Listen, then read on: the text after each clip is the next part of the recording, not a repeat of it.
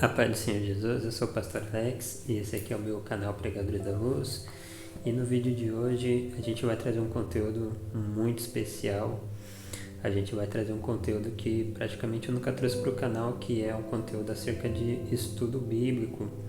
E o estudo bíblico do vídeo de hoje vai ser referente a um vídeo que foi postado aqui no canal, que falava acerca da salvação e da vida eterna. E através dos comentários deixaram um questionamento, né, acerca do vídeo ali. Eu creio que o vídeo foi bem simples, o entendimento do vídeo acerca da diferença entre a salvação e a vida eterna, mas ali através dos comentários, o perfil da Clênia Mendes, né, que acompanha o canal, que acompanha o vídeo desde já, eu agradeço bastante a participação e a atenção aí com o canal, né? Ela deixou essa observação se dava para explicar, né, apontando versículos bíblicos e os livros também. E eu gostei bastante dessa observação, por isso eu decidi fazer esse vídeo. É um vídeo de um conteúdo que praticamente nunca trouxe para o canal, mas eu gosto bastante de efetuar esse tipo de conteúdo, né, no meu ministério pastoral, que é o estudo bíblico. E no vídeo de hoje a gente vai se aprofundar um pouquinho aí acerca da diferença entre a salvação e a vida eterna. E eu quero deixar algumas referências bíblicas para ficar melhor o entendimento. E desde já também, se tiver alguma dúvida, deixe aí nos comentários. Se você puder, já compartilhe o vídeo aí para mais pessoas que você sabe que gosta desse tipo de conteúdo de estudo bíblico. Se você gosta desse tipo, deixa aí também nos comentários se você gosta ou não, se você prefere vídeos mais dinâmicos, que eu vou estar aí acompanhando também, e mediante o feedback aí de vocês a gente vai montando outros vídeos semelhantes a esse aqui no canal. Mas agora, sem mais enrolação, vamos para o conteúdo do vídeo, certo? Então vai ser um conteúdo acerca de estudo bíblico, vou trazer algumas referências da palavra de Deus, lembrando que o assunto, né, o tema do vídeo, que é salvação e vida eterna, é um assunto extraordinário dentro da palavra de Deus, mas que não tem como ser esgotado em só um vídeo. Então desde já eu deixo aí, né, para todos que a gente vai se aprofundar, mas com certeza não vai dar para falar tudo e não vai dar para explicar tudo acerca do tema. Não tem como só em um vídeo, mas vamos tentar aí trazer bastante referência aí acerca desse tema aí, a diferença entre a salvação e a vida eterna. Como se trata de um estudo bíblico, eu te aconselho, se você puder aí pegar um caderno, caneta, lápis, fazer suas anotações. Se você ficar com dúvida, você anota suas dúvidas também e vai deixando nos comentários aí e a gente vai interagindo de uma maneira bem legal, certo? Então, olha só, vai ser um conteúdo bem semelhante ao outro vídeo, né? O vídeo que falava acerca da diferença entre a salvação e a vida eterna, mas a gente vai trazer algumas referências bíblicas aí, assim como foi apontado aí através dos comentários. Eu amo a palavra de Deus, eu amo estudar a palavra de Deus e espero que esse vídeo venha inspirar aí vocês também a se aprofundar nos estudos bíblicos. Então olha só, voltando ao tema do vídeo e falando acerca da salvação e da vida eterna, a gente tem que entender que esses dois termos, né, tanto o termo salvação como vida eterna, são termos bíblicos bem semelhantes, porém não são as mesmas coisas, né?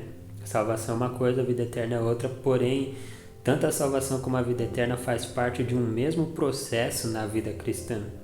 A salvação e a vida eterna faz parte do processo chamado de processo da redenção. Então a redenção na vida cristã, ela acontece, né, é um processo que acontece na vida da pessoa que aceitou Jesus, da pessoa que se converteu, da pessoa que teve um encontro com Deus. E esse processo de redenção, ele tem várias etapas, mas tem dois pontos aí bem específicos, que é o que eu vou trazer aqui na proposta do vídeo, que é a salvação e a vida eterna. Então, a salvação e a vida eterna faz parte desse processo, do processo de redenção, que engloba aí a justificação, a santificação, e engloba a vida cristã como um todo. Então, a salvação E a vida eterna faz parte desse mesmo processo. A gente poderia falar que o processo da redenção começa com a salvação do homem, do ser humano, do pecador, e a conclusão desse processo de redenção se dá na vida eterna. E a vida eterna é algo para o futuro. A outra diferença é que a salvação é algo para o presente e a vida eterna é algo para o futuro. A salvação na vida cristã, ela acontece no tempo presente, ela faz parte do tempo bíblico conhecido como tempo da graça, né? Já a vida eterna, ela faz parte do processo da redenção, mas ela é para o futuro do crente que vai morrer ali salvo em Cristo Jesus. E o processo a vida eterna, né? A vida eterna dentro do processo da redenção vai estar também atrelada a um tempo bíblico que já não vai ser mais o tempo da graça, mas sim o tempo do juízo, o tempo que vai se dar, né, a ressurreição dos mortos e o julgamento dos mortos. Então, vamos partir aí, depois dessa breve introdução, vamos lá, se você puder, acompanhe aí também, você que tem a palavra de Deus fácil aí, pegue ela e acompanhe juntamente comigo esse estudo bíblico, essas referências bíblicas que eu vou deixar. Então, olha só, no livro de Efésios, capítulo 2 e o verso de número 8, quero que você, se você puder, acompanhe comigo aí a palavra de Deus, a leitura da palavra de Deus. Lá no livro de Efésios, capítulo 2, o versículo 8, é um livro que faz parte do Novo Testamento. Ele vai falar acerca da salvação. E olha só o que diz a palavra de Deus. Efésios, capítulo 2, o versículo 8, diz assim: porque pela graça sois salvo, por meio da fé, e isto não vem de vós, é dom de Deus. Então olha só, aqui é uma carta de Paulo aos Efésios, e ele vai explicar nesse versículo um pouquinho acerca da salvação, e ele vai falar, né? Porque pela graça sois salvo, ou seja, esse termo sois salvo é a mesma coisa que falar assim, porque pela graça vocês são salvos. E por meio da fé, e isso não vem de vós, é dom de Deus. Então, olha só, que nem eu expliquei já na introdução, a salvação ela está atrelada ao tempo da graça. E a salvação é uma manifestação da graça de Deus, né? Então, pela graça, nós somos salvos. É algo que acontece no presente, a partir do momento que a pessoa aceita Jesus, a partir do momento que a pessoa entrega a vida para Deus e começa a viver uma vida junto com Deus, sendo guiado pelo Espírito Santo, ele está dentro desse padrão da graça que se manifesta através de Jesus Cristo, e assim ele também garante para si, né, aquela pessoa vai garantir para si a salvação. Então a gente tem que entender isso, né, que a salvação ela faz parte do tempo da graça, biblicamente falando, e ela se manifesta no tempo presente.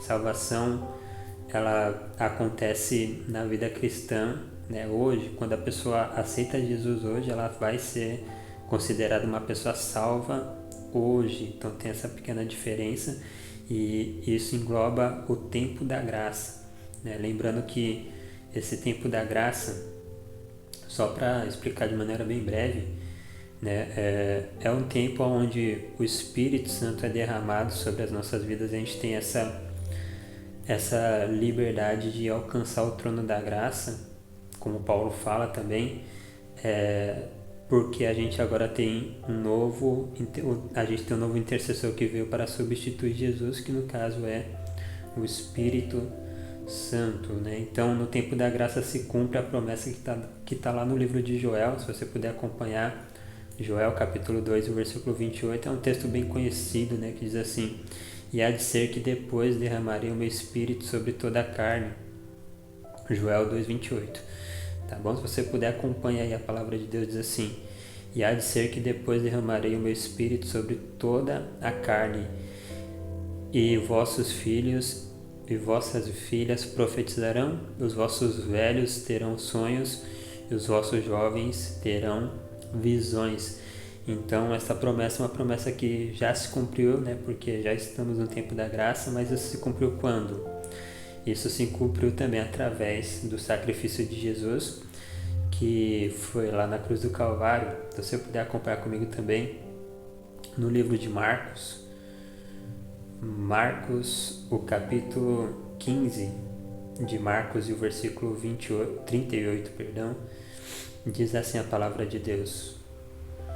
Marcos 15, 38 vai dizer assim: e o véu do templo se rasgou em dois, de alto a baixo. Aqui está falando acerca, o contexto é a crucificação de Jesus, e fala que quando Jesus expirou, quando Jesus entregou seu espírito e disse está consumado, ou seja, tudo que ele veio para cumprir, ele cumpriu.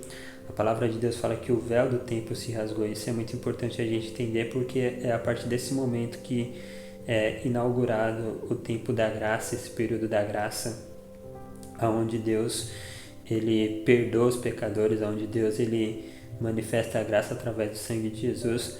Se inicia aqui quando Jesus ele expira, quando ele declara está consumado, entrega o seu espírito ao Pai, ele cumpre o sacrifício, né, da nossa redenção. E o véu do templo se rasga. Por que isso é importante? Porque é uma maneira muito importante da gente entender que agora aquilo que nos separava de Deus caiu por terra, né? A barreira que tinha entre o homem e Deus caiu por terra. A palavra de Deus vai falar no Antigo Testamento que a Shekinah de Deus ela se manifestava no lugar santíssimo dentro do templo, e esse lugar era dividido pelo véu. Quando Jesus expira, que é o texto que a gente leu aqui, e o véu se rasga, aí aquilo que continha ali a presença de Deus, separava ela do homem, acaba caindo por terra. Então Jesus ele faz o sacrifício e ele inaugura o tempo da graça, e através da graça vem salvação para o homem. E um aspecto muito importante da salvação também, aproveitando esse caráter de estudo bíblico, lá em 1 Timóteo, acompanhe comigo aí, se você puder.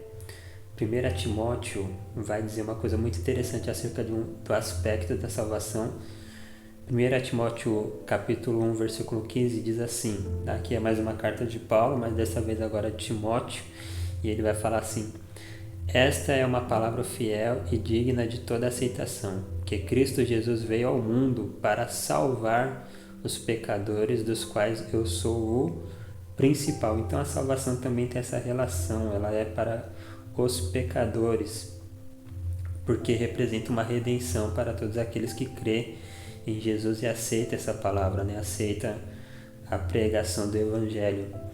E a vida eterna é uma consequência dessa salvação na vida do pecador, dessa redenção que ele tem, e ele acaba herdando a vida eterna. Eu espero que esteja aí dando para compreender tudo que está sendo passado e transmitido. Eu estou tentando correr para não ficar muito longo, mas estudo bíblico não tem como, acaba sendo um vídeo um pouquinho mais longo mesmo.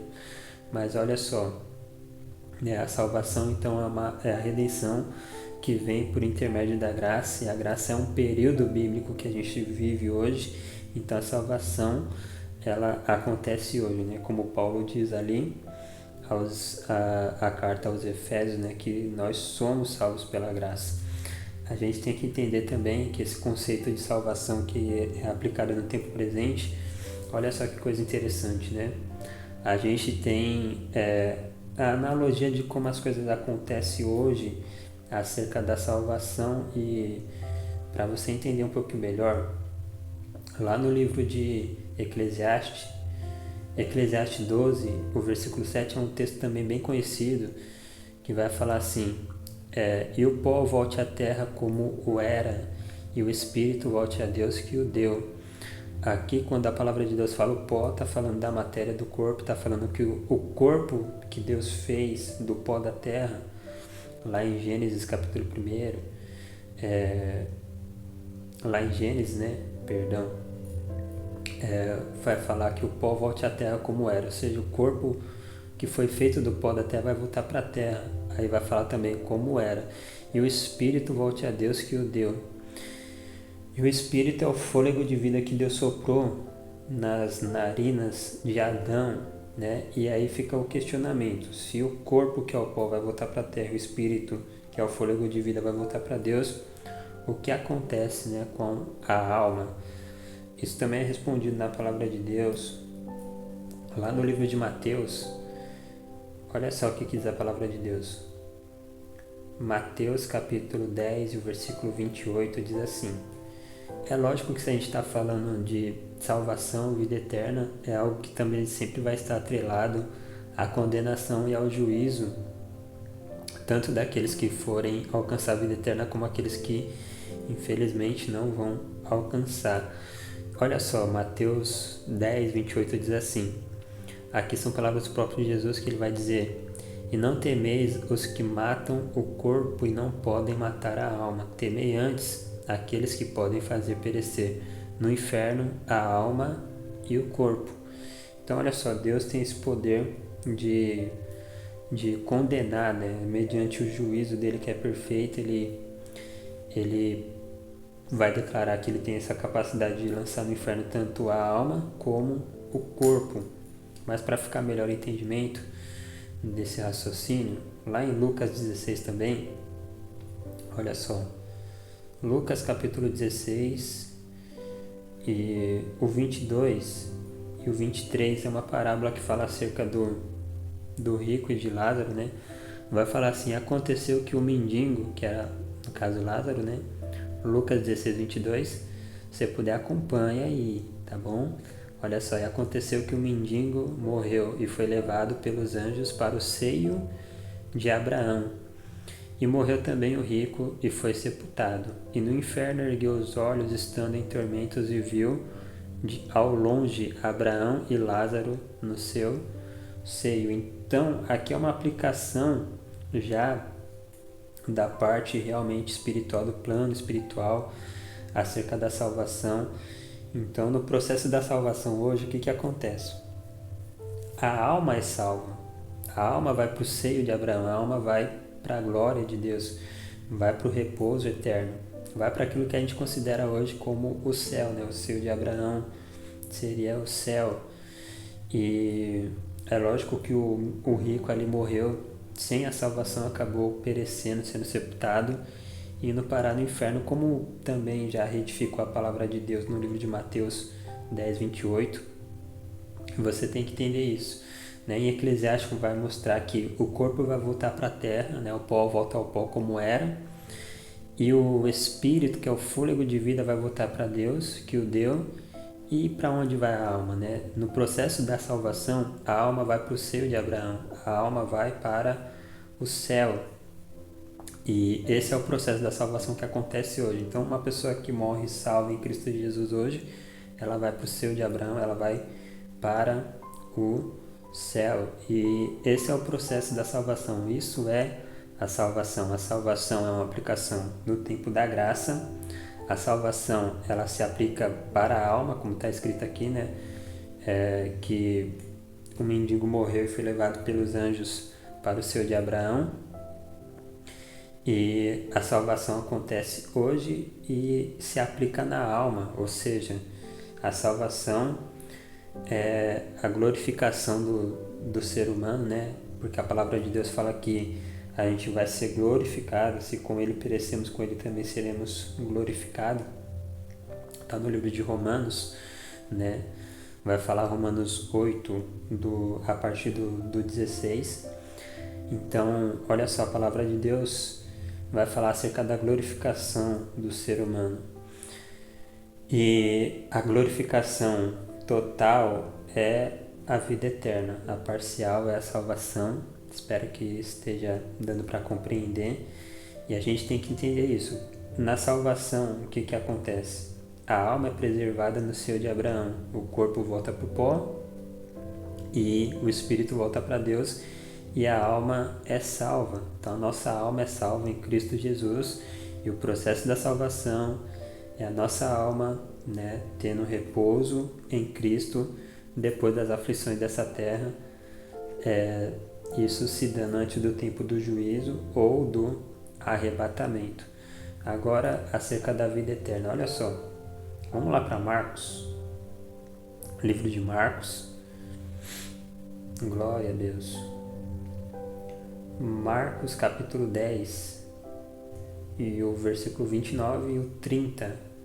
É uma passagem bem conhecida também. Marcos 10, 29 e 30 diz assim: Jesus respondendo disse: em verdade vos digo que ninguém há que tenha deixado casa, ou irmãos, ou irmãs, ou pai, ou mãe, ou mulher, ou filhos, ou campos, por amor de mim e do Evangelho, que não receba 100 vezes tanto já neste tempo, em casas, irmãos, irmãs e mães e filhos, e campos com perseguições, e no século vindouro a vida eterna, ou em algumas traduções no século futuro, né? A vida eterna. Então olha só, Jesus já está explicando de maneira bem clara que a vida eterna é algo que vai acontecer mais adiante, é para o futuro do cristão salvo em Cristo Jesus.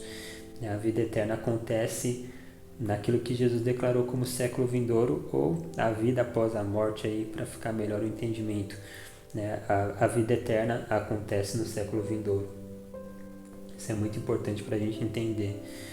Olha só, eu quero que você reflita comigo também no livro de João. Se você puder, acompanha aí, por favor, para que fique melhor o entendimento, para que você veja que realmente é um assunto bíblico, né? João capítulo 11, olha só que coisa interessante. João 11, o 23 e o 24 diz assim. Aqui é a passagem que fala acerca de Lázaro, e aqui já é Lázaro, irmão de Marta e Maria, né, que foi ressuscitado por Jesus. Diz assim a palavra de Deus: disse-lhe Jesus, teu irmão há de ressuscitar.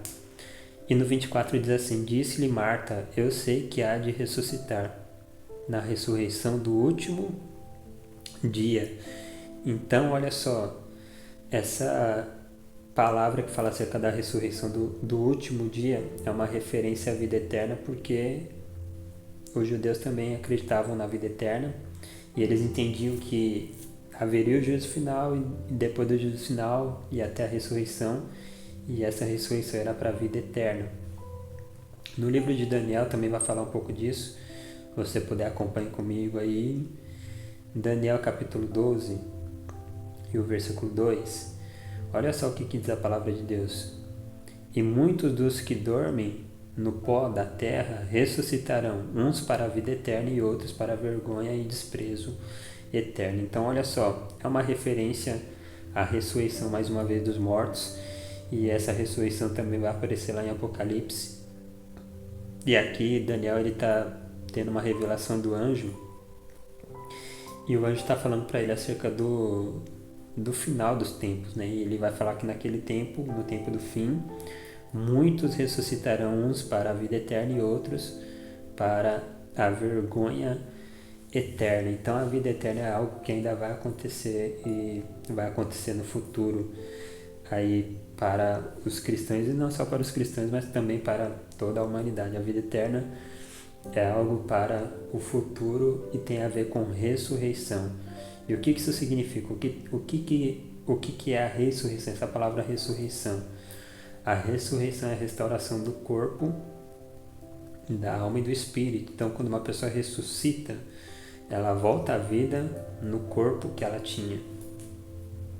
Quem ressuscitar para a vida eterna vai voltar à vida, mas o seu corpo vai ser restaurado. E para quem ressuscitar para a vida eterna, para a salvação, quem for salvo em Cristo Jesus, a ressurreição vai ser diferente, porque vai ser em um corpo glorificado. Nesse texto de Daniel, eu gosto do texto que ele fala assim no Daniel 12 e 2. Ele vai falar assim, muitos dos que dormem. Por que ele fala muitos? Porque não vai ser todos. No dia do juízo final, nem todo mundo vai ressuscitar, mas muitos dos que dormem vão ressuscitar, uns para a vida eterna. Ou seja, muitos vão ressuscitar para serem julgados por Deus, uns para a vida eterna e outros para a ressurreição eterna. Por que são muitos e não são todos? Um mistério bíblico interessante que eu já quero acrescentar aqui nesse estudo. Olha só o que a palavra de Deus diz lá no livro de Tessalonicenses. Aí você vai entender por que muitos vão ressuscitar, mas não vai ser todos. Porque vai ter uma parte que já vai ter ressuscitado, né?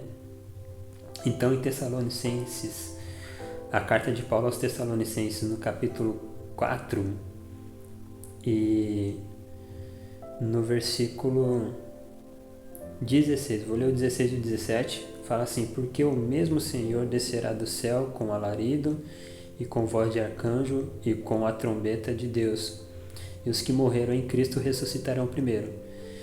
Depois nós, os que ficarmos vivos, seremos arrebatados, juntamente com eles nas nuvens, a encontrar-se o Senhor nos ares, e assim estaremos para sempre com o Senhor. Então, olha só, o arrebatamento também vai ser um evento espiritual, um evento bíblico, né?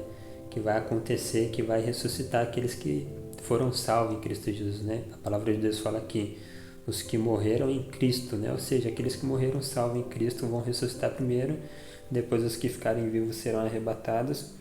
Por isso que a palavra de Deus vai falar que lá no juízo final, né, muitos, na referência de Daniel 12:2, vai falar que muitos ressuscitarão, uns para a vida eterna e outros para a vergonha eterna. E olha só, lá em Apocalipse, se você puder acompanhar aí, Apocalipse 21, Apocalipse 20 e o versículo 12. Apocalipse 20, 12 e o 13 diz assim: E vi os mortos, pequenos e grandes, que estavam diante de Deus, e abriram-se os livros, e abriu-se outro livro, que é o da vida. E os mortos foram julgados pelas coisas que estavam escritas nos livros, segundo as suas obras.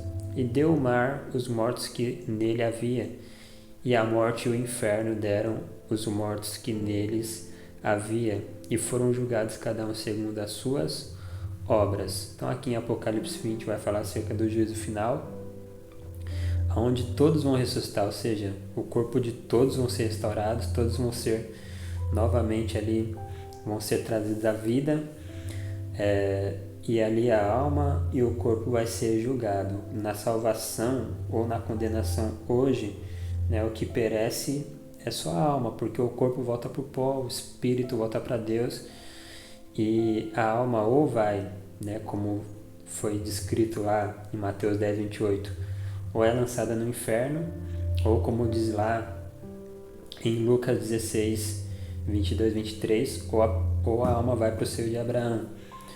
Mas na vida eterna, né, ela vai acontecer no tempo do juízo, todos vão ressuscitar e vão ser julgados segundo as suas obras. E o que vai acontecer? Né? As pessoas que foram salvas em Cristo Jesus já vão ter ressuscitado no arrebatamento, aí elas vão ter um corpo glorificado. Por isso que lá em Romanos 8 também diz que nenhuma condenação há para aqueles que estão em Cristo Jesus. E aí o que acontece, né, na vida eterna? Na vida eterna, ela acontece no futuro, a diferença dela para a salvação. Ela vai acontecer no futuro, não vai ser aplicada sua alma, vai ser ressuscitado o corpo também, ou seja, o corpo que morreu e foi pro pó da terra, na vida eterna ele vai ser ressuscitado.